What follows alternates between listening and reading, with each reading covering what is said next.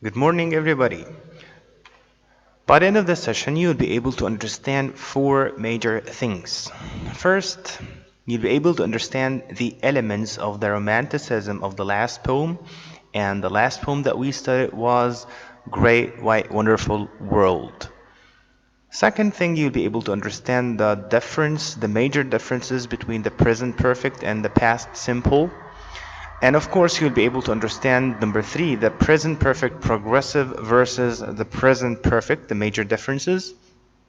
Number four, you'll be understanding the comparison of adjectives and how can you make comparison of long and short adjectives. So let's go through it. First, let me remind you of the poem. The poem's name was Great White Wonderful World. And the poem was talking about the idea of his love to nature, and he was expressing this through his words. And the question that you might be asked on is, how can you apply the elements of the romanticism on the poem? Well, the elements of the romanticism is applied in four major elements.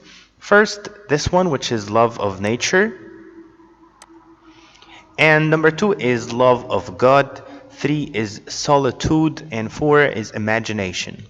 First, you need to mention that there are some lines in the poem trying to represent and trying to support the idea of love of nature. That's for the first point, which is love of nature. So, love of nature is represented in the poet's celebration with nature in the first stanza, and that was clear when he said, "Great, white, beautiful, wonderful world, with the wonderful water around you curled, and the wonderful grass on your breast, where you are beautifully dressed." That's how the poet applied the elements of the romanticism at the poem or at the point of love of nature. Let's go to the next one, which is love of God. Love of God is represented in his prayers to God when he said, "And yet, when I said my prayers today, a whisper inside me seemed to say," I guess. In this line, his love of God was clear when he said that. Let's go to the third point, the solitude, which is represented in his feelings of loneliness. When he said, "A whisper inside me seemed to say." The fourth one is imagination, which is represented in his picture of the world as a beautiful woman. And the wonderful grass on your breast, world, you're beautifully dressed. Pay attention to the four of them. You might be asked in the exam, how can you apply the elements of the romanticism on the poem or on these lines?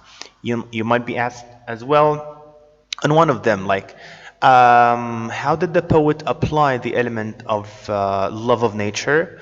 You might be mentioning this point only. You might be mentioning the point of love of God when you would be asked on it. You might be mentioning separately each one of them, and you might be mentioning all of them. Okay, that's for the first part of the session.